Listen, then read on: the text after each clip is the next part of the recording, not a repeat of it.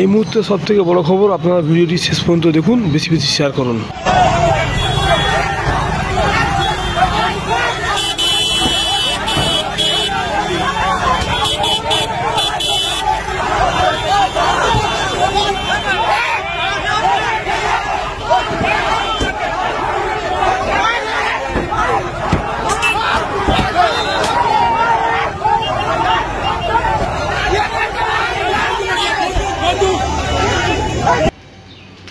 অকাপ সংশোধনী 2025 বিলের প্রতিবাদে আজকে কর্মী সভা ছিল। কর্মী সভায় যাওয়ার পথেই কর্মী সমকদের পিস্তল ধরার অভিযোগ উঠল সাঁতরাগাছি খেজুরতলা থেকে।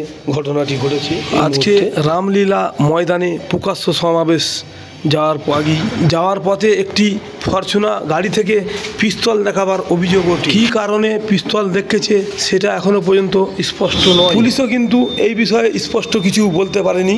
আপনারা ভিডিওটি শেষ পর্যন্ত দেখুন, বেশি বেশি শেয়ার করে আমাদের মূল্যবান মতামত কমেন্ট বক্সে জানাবেন।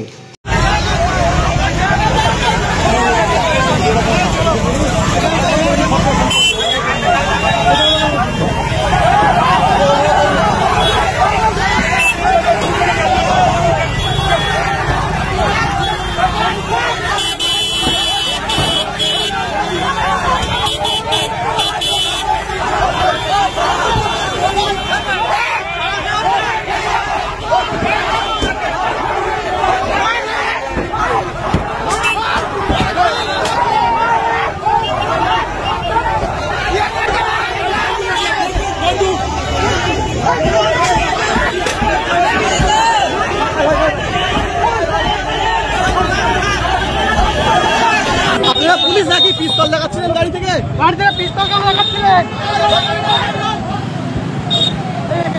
আমাদের ভাইরা আমরা জমিয়ত উলামা হিন্দের ডাকে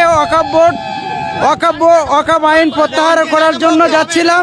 ঠিক এই মুহূর্তে একটা সাম্প্রদায়িক শক্তি আমাদেরকে প্রতিহত করার জন্য তারা আমাদের ছেলেদের দিকে বন্দুক তাক করেছে। আমরা তাকে শান্তভাবে এনে পুলিশের কাছে দিয়েছি। সম্ভবত পুলিশ তাকে কোনো পদক্ষেপ করেনি।